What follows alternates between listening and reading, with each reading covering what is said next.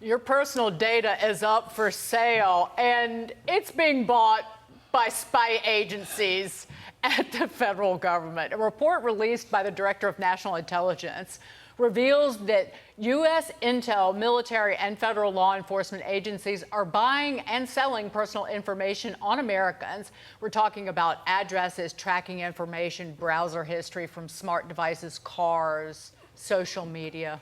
Senator Ron Wyden, who requested the report calling for legislation to rein in government access, saying, quote, if the government can buy its way around the Fourth Amendment due process, there will be few meaningful limits on government surveillance. And he is no doubt right. Here to weigh in is Fox News contributor, National Review Institute senior fellow, the one, the only, Douglas Murray.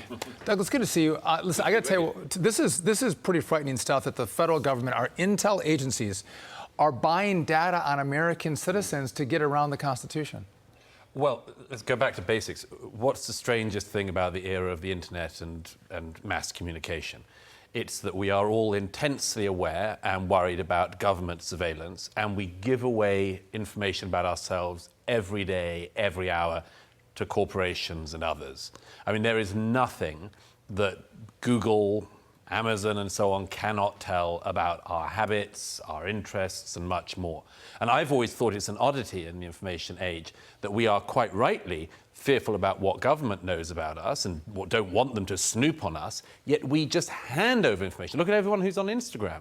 They're just giving their life away every single day, every bit of information. So, of course, it's inevitable, in my view, that certain government agencies are going to think, look, we can't get this data, but all these commercial enterprises have already got it. So let's get it through them.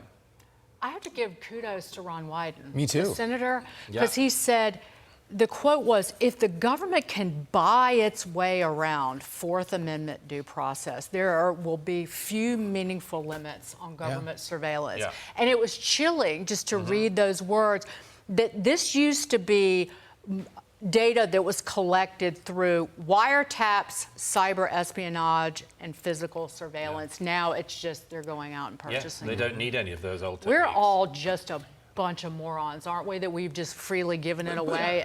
But to your point, I can quit Google. I can quit Amazon. I can't quit my federal government. And I think that's the distinction that so many Americans have. And I tried to get people interested when I was in Congress to say we should be more concerned about our own privacy rights with corporations.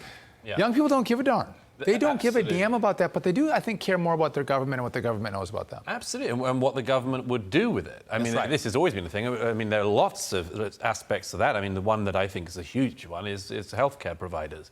Yes. I mean, all of the information we give away by our Google requests and much more, once that gets in the hands of healthcare providers, totally changes the scene. There are lots of walls like that, including the one we used to have between government and corporations, which have just been eroding all the time.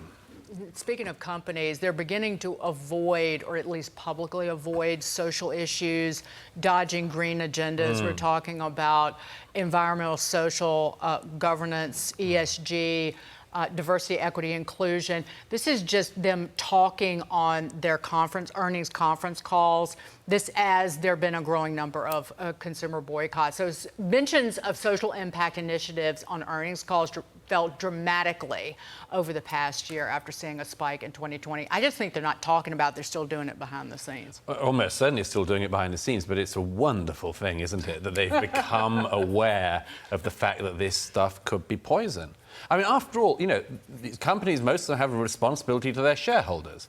And I think the shareholders are right to say, look, what actually is your priority? Is this a for-profit organization, or is it some weird NGO-like thing that's trying to save the planet and needs to sort of pull in Bill Clinton and Al Gore and a whole bunch of other people to help? I mean, what is the company?